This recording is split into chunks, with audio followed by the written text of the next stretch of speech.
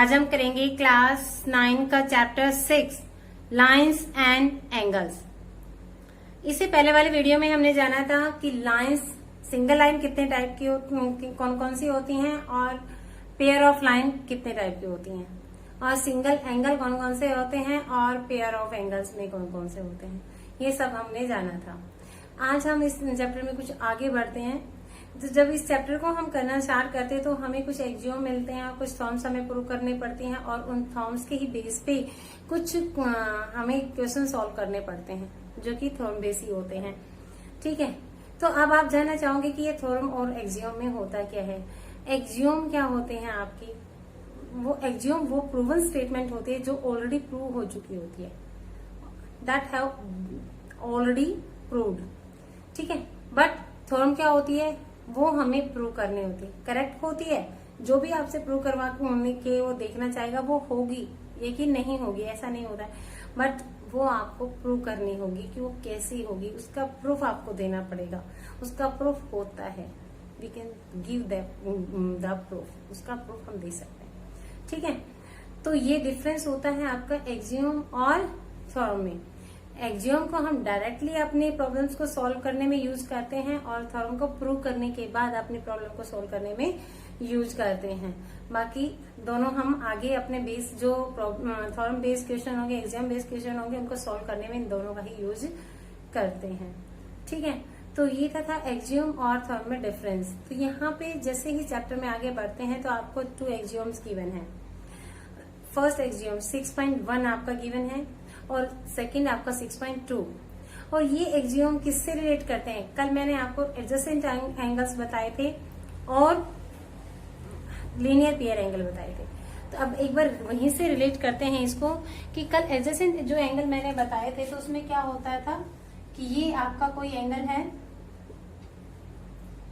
A B and this सी, ये angle, इसकी अगर एक कोई और नॉन कॉमन आर्म्स हो जाती है तो अगर ये 2 एंगल आपके हो जाते हैं, ये जो दोनों एंगल आपके हैं, यानी कि इस पॉइंट का नाम हम दे देते हैं D, C B D and A B D, ये दोनों एंगल आपके क्या होते हैं, एडजेसेंट एंगल।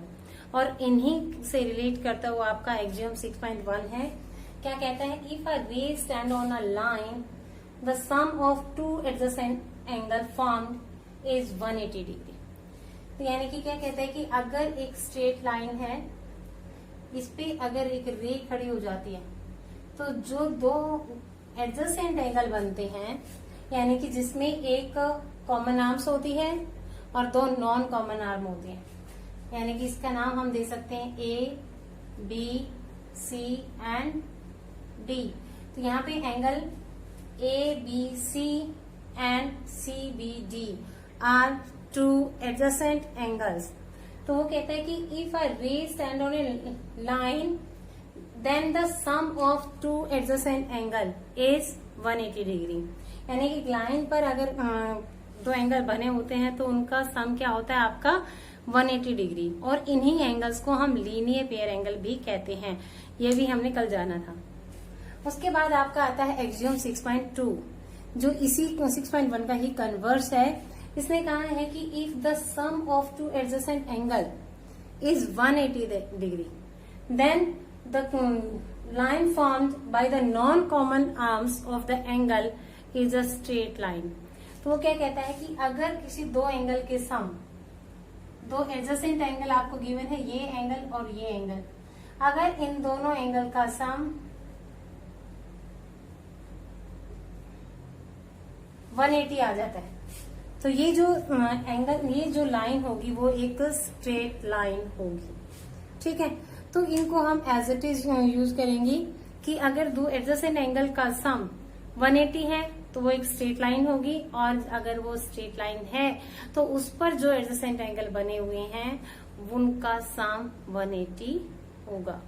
ठीक है, तो ये दोनों चीजें आपस में कन्वर्स है। ये कहते थे आपके एक्सियोम 6.1 और 6.2। अगेन रिकॉल कर देती हूँ, ध्यान से समझिएगा। क्या कहते हैं कि 6.1 कहते हैं कि अगर 2 एडजेसेंट एंगल बने हैं किसी स्ट्रेट लाइन पर, दो एडजेसेंट एंगल बने हैं किसी स्ट्रेट लाइन पर, देन उन दोनों का सम क्या होगा, 180 होगा। यानी कि लीनियर पेयर एंगल का सम 180 होगा। ठीक है, ये कहता है आपका एग्जाम 6.1।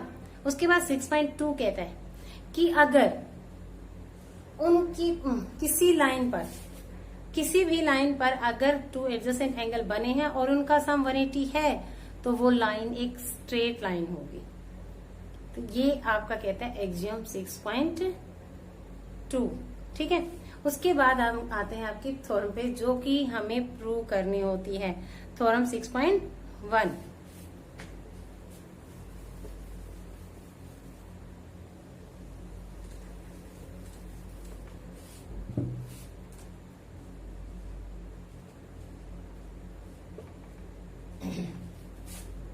अब थ्योरम 6.1 क्या कहती है आपकी, कल मैंने आपको वर्टिकली अपोजिट एंगल के बारे में भी बताया था, तो उसी पे बेस आपकी ये थ्योरम है कि वर्टिकली अपोजिट एंगल और ऑलवेज इक्वल जो हम यूज करते हैं वो यहाँ पहले हम प्रूव करते हैं थ्योरम में, देन हम इसको यूज करते हैं। ठीक है, विदाउट प्रूफ नहीं करते। तो इस थ्योरम के थ्रू हम यहाँ पे प्रूव करेंगे कि if two angles intersect each other at a point, then the vertically opposite angles so formed are equal in measure। यानी कि अगर कोई दो लाइन, ये दो लाइन है आपके पास,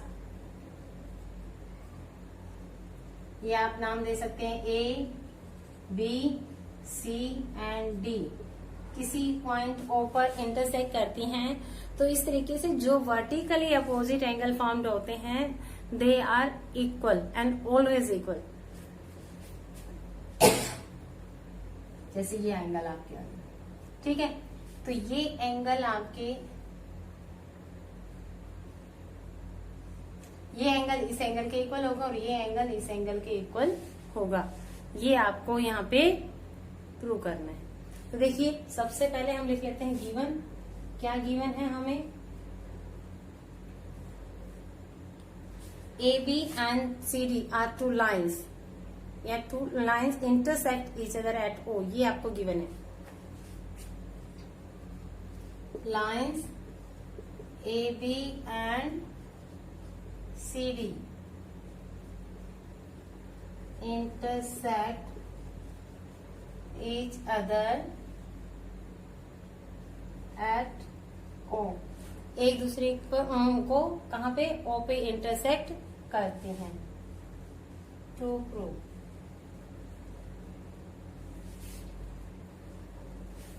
vertically opposite angles are equal, that is कौन कौन से angle, AOC is equal to angle BOD and AOD angle BOC, ये आपको प्रूव करना है। अब आ जाइए इसके प्रूफ पे। ठीक है, अब प्रूफ क्या कहते हैं, ये दोनों स्ट्रेट लाइंस हैं और अभी अभी हमने किया है एग्जाम 6.1 और 6.2। तो 6.1 क्या कहता है कि अगर एक स्ट्रेट लाइन पर कोई एडजेसेंट एंगल है, यानी कि दो एंगल बने हुए हैं, तो उनका सम क्या होगा, 180 डिग्री। ये कहता है आपका एग्जाम 6.1। तो इसको यूज कर लीजिए। मैं इन दोनों एंगल का ले लेती हूँ। Angle BOC plus angle BOD is equal to 180 degree. Why, linear pair angle कह सकते हैं या बाय एक्सियम 6.1 भी आप कह सकते हैं। तो लीनियर पेयर एंगल्स, ये हैं आपके लीनियर पेयर एंगल्स। इसको आप इक्वेशन नंबर 1 दे सकते हैं। सेकेंड आपकी आती है,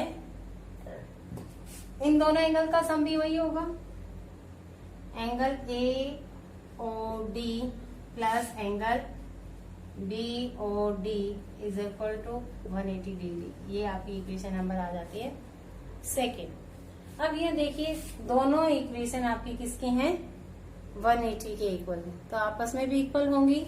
comparing equation 1 and 2।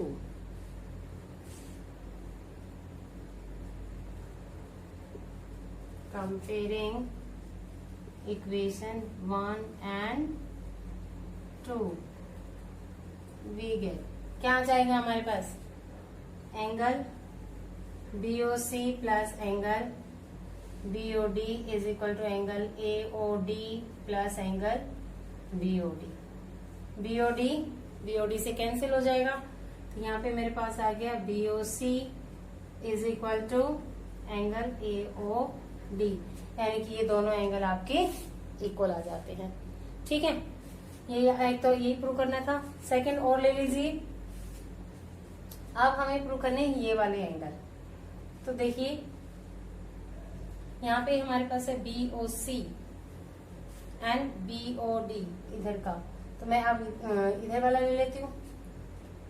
Angle BOC and AOC, ये भी आपके क्या है, लीनियर पेयर एंगल है। यहाँ पे भी 2 लिख दीजिए, सेम है ये, और यहाँ पे भी लीनियर पेयर एंगल्स हैं आपके। ठीक है, अब यहाँ पे इसको हम ले लेंगे equation number 3। Comparing equation 1 and 3।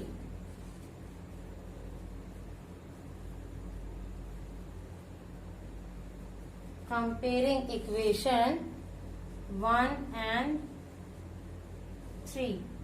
1 और 3 को कंपेयरिंग, दोनों ही 180 के इक्वल हैं, तो दोनों आपस में भी आपके इक्वल होंगी, यानी कि angle BOC is equal to angle plus angle BOD is equal to किसकी, BOC plus AOC, BOC plus angle AOC।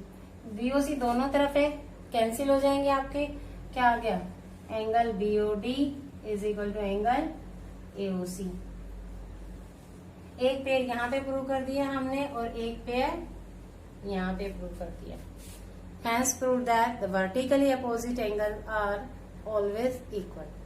तो ये हमारा प्रूव हो जाता है। आप देख सकते हैं कि कैसे आपको गिवन लिखना है, कैसे टू प्रूव जो आपको है वो गिवन वो लिखना है, उसके बाद आपको प्रूफ देना है।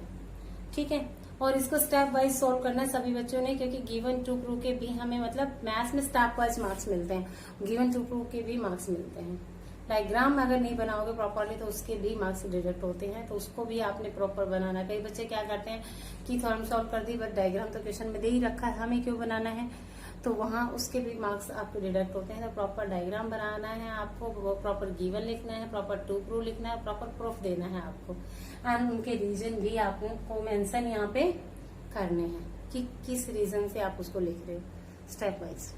ठीक है, तो ये थी आपकी थ्योरम 6.1। अब आते हैं इसके एग्जाम्पल नंबर फर्स्ट पे।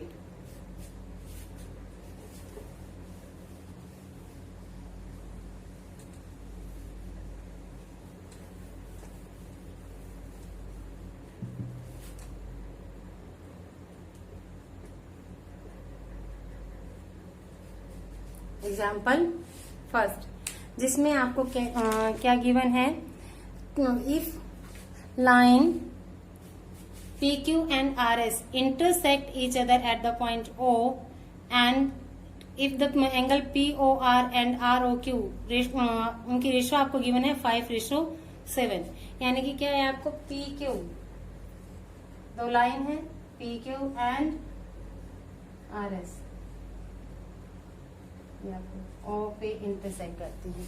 ठीक है, तो ये आपकी है PQ और ये आपकी है RS, and they are intersecting at O, POR ये एंगल and ROQ ये एंगल, इन दोनों की रेशो आपको गिवन है 5:7 एंड फाइंड ऑल एंगल्स, ये चारों एंगल आपको फाइंड करने हैं। तो यहाँ पे भी हमारा वही है कि फर्स्ट में हमें जो गिवन है वो लिखेंगे, देन टू प्रूव जो है या टू फाइंड जो है वो लिखेंगे और देन हम उसका सॉल्यूशन करेंगे। तो गिवन में आपके पास क्या है, यहाँ पे given AB line parallel PQ and RS are intersecting lines। सो लिख देंगे कि line PQ and RS intersect each other at O, एक दूसरे को O पर इंटरसेक्ट करते हैं। देन टू फाइंड, और आपको रेशो भी गिवन है किसकी, angle POR ratio ROQ is equal to 5:7 आपको गिवन है। फिर देन टू फाइंड में आपके पास क्या है, टू फाइंड में है मेजर ऑफ ऑल 4 एंगल्स, सभी 4 एंगल्स का आपको मेजर फाइंड करना है। तो यहाँ पे प्रूफ देखिए, angle POR ratio angle ROQ is equal to 5:7, ये गिवन है आपको, ठीक है। लेट हम कर लेते हैं, let angle POR is equal to 5x। क्यों कर लेते हैं, क्योंकि रेशो आपको गिवन है 5:7, यानी कि उनको किसी कॉमन फैक्टर से डिवाइड किया गया है जिससे कि ये सिंपलेस्ट फॉर्म में रह पाएंगे यहाँ पे 5/7। तो वो कॉमन नंबर कौन सा है जिससे इनको मतलब डिवाइड किया गया था जिससे कि ये सिंपलेस्ट फॉर्म में कन्वर्ट हो पाए, तो वो हम मान लेते हैं कि x है। तो let POR is 5x and angle ROQ is 7x, यानी कि इसको मैं ले लेती हूँ 5x और इसको मैं ले लेती हूँ 7x। तो अब ये देखिए कि दोनों ही एक PQ स्ट्रेट लाइन पर बने हुए एडजेसेंट एंगल हैं, तो इन दोनों का सम क्या होगा आपका 180 degree. Angle POR plus angle ROQ is equal to 180 degree by, वही हम रीजन लिख देंगे, लीनियर पेयर एंगल्स, ये आपके लीनियर पेयर एंगल्स हैं। तो यानी कि ये क्या होगा आपका 5x plus 7x is equal to 180 और यहाँ पे 12x इज इक्वल टू 180 और x is equal to 180 upon 12। Cancel कर दीजिए, 12 बन जाए 12 एंड 12 5 जा 60 यानी कि 50। तो x की वैल्यू आपकी आ जाती है यहाँ पे 15 डिग्री, ठीक है। तो ये दोनों एंगल हम फाइंड कर देंगे, यहाँ पे क्या आ जाएगा, तो यहाँ पे हमारे पास आ गया angle POR is equal to 5 into 15 यानी कि 75 डिग्री और एंगल ROQ इज 7 इंटू 15 यानी कि 105। अब हम जानते हैं थ्योरम नंबर 6.1 में हमने प्रूव किया था कि vertically opposite angles are equal. अब ये आपका आ जाता है 75 और ये आपका आ जाता है 105, तो ये भी आपका 75 होगा और ये आपका 105 होगा by vertically opposite angles. Since angle POR is equal to angle SOQ is equal to 75 degree while vertically opposite angles है आपके। एंड दूसरा आपके पास आ जाएगा ROQ is equal to POS, ये भी आपका क्या आ जाएगा 105। दो सेम है वर्टिकली अपोजिट एंगल्स और ये चारों एंगल आपको फाइंड करने थे, वो आपने यहाँ पे फाइंड कर दिए and this is your answer. तो ये था आपका एग्जाम्पल नंबर 1। फिर मिलते हैं आपको एग्जाम्पल नंबर 2 और 3 के लिए नेक्स्ट वीडियो में। तब तक के लिए बाय।